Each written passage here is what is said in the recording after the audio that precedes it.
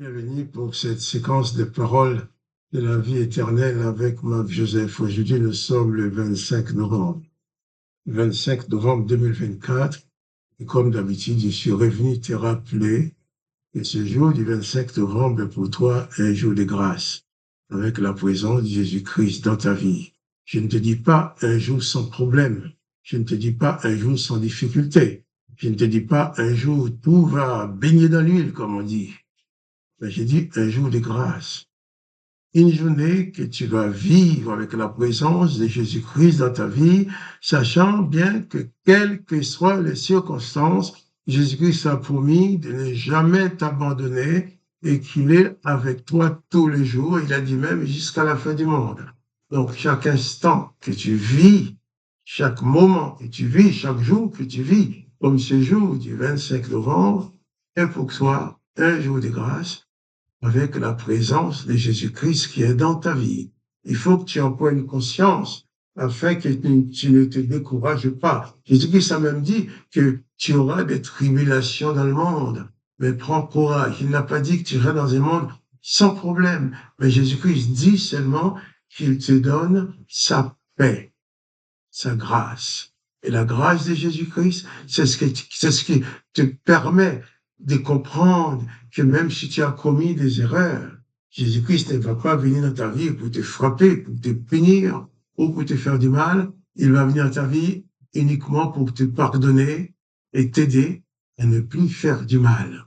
Alors que le nom du Seigneur Jésus-Christ soit béni. Mais toi, tu dois prendre conscience que quels que soient les événements que tu vas rencontrer le long de cette journée, tu dois les vivre en étant en pleine conscience que le Seigneur Jésus est présent dans ta vie. Et lui, il ne t'abandonnera jamais, quoi qu'il arrive. Il dit qu'il est avec toi tous les jours, et ça, rien ne change. Jésus-Christ est avec toi tous les jours jusqu'à la fin du monde. Il faut vraiment ne jamais oublier cette réalité, en sorte que ta vie ne soit plus jamais envahie par la déprime. Bien sûr, il peut y avoir des problèmes autour de toi, mais tu ne dois pas te concentrer sur les problèmes. Tu dois te concentrer sur l'amour de Jésus-Christ pour toi. S'il y a des problèmes, tu vas faire ce que tu peux, tout ce que tu peux, tu vas le faire pour essayer d'en apporter une solution. Mais tu ne vas pas te cogner la tête jusqu'à te rendre malade. Tu ne vas pas te plonger dans la déprime, le découragement, parce qu'il y a des problèmes. Fais ce que tu peux pour le problème, mais pour le reste que tu ne peux pas faire, compte sous la grâce de Dieu et élève ta foi vers Jésus-Christ, sollicitant son aide, et tu verras, il viendra toujours à ton secours. Parce que Jésus-Christ est venu sur la terre, il n'est pas venu comme condamnateur, il n'est pas venu comme juge, il n'est pas venu comme procureur, il n'est pas venu pour t'adresser des reproches, mais il est venu seulement pour que quiconque croit en lui ait la vie éternelle, pour que quiconque croit en lui reçoive le pardon de ses péchés et accède à la vie éternelle, ce qui a été interdite à tous les humains. Mais Jésus ouvre pour toi les portes de la vie éternelle et il te dit, ne crains point, je suis avec toi tous les jours jusqu'à la fin du monde. Il faut bien comprendre cela, en sorte de ne pas tomber dans le piège de l'ennemi. Dans le piège qui sont là pour te dire, tu ne vas pas t'en sortir, c'est fini pour toi.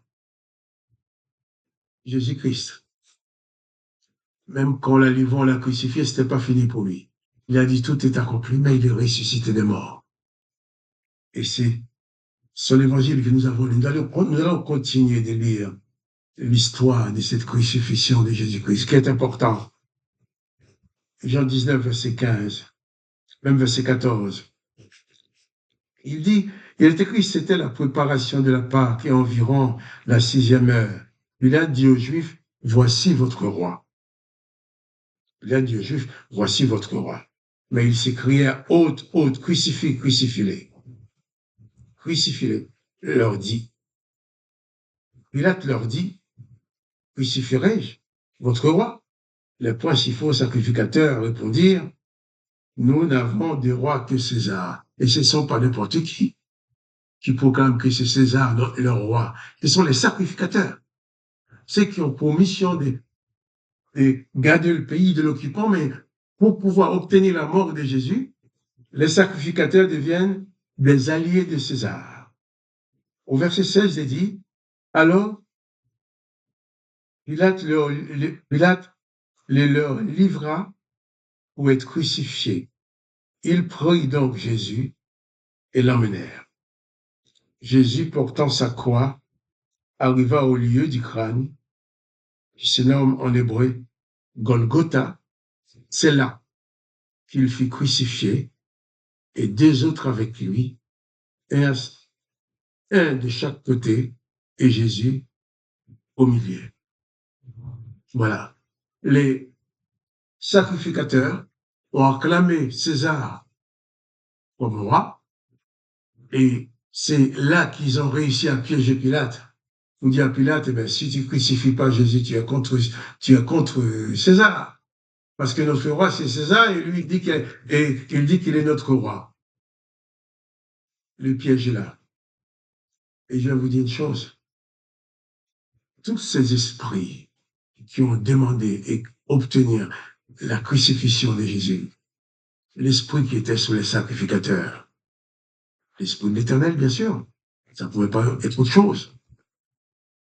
L'esprit, ces esprits-là sont encore là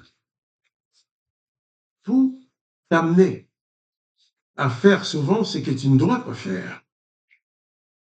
Souvent, nous voyons des gens qui font telle ou telle chose, mais comment quelqu'un peut faire ça? Et des fois, la personne lui dit, c'était plus fort que moi. Il y a tous ces esprits qui sont là, ces esprits de malédiction, qui ne peuvent que maudire.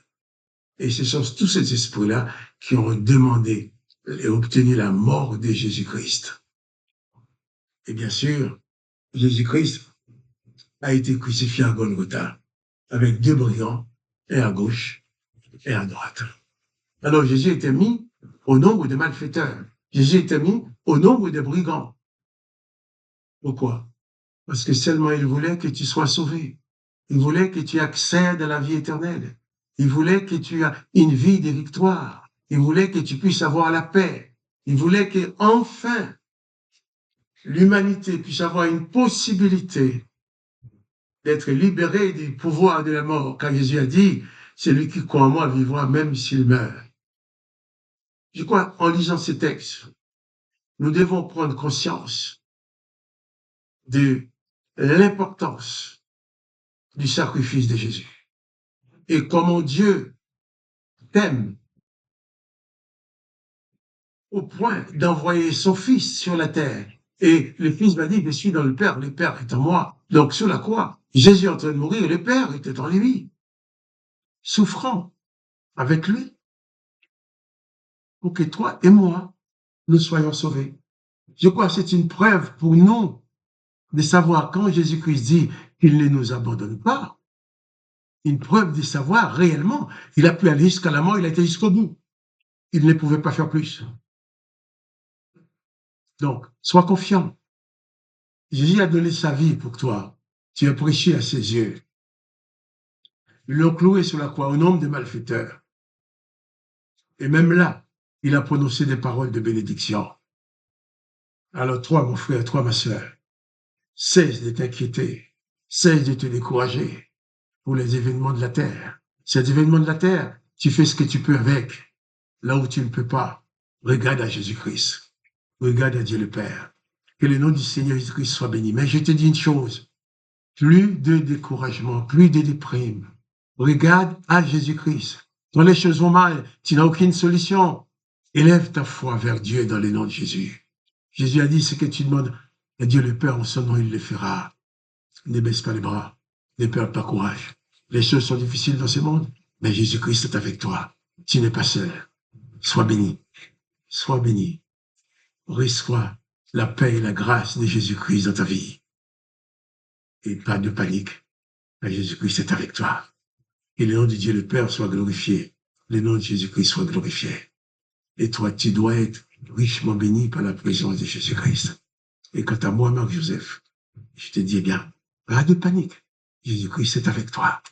Et à demain pour les paroles de la vie éternelle.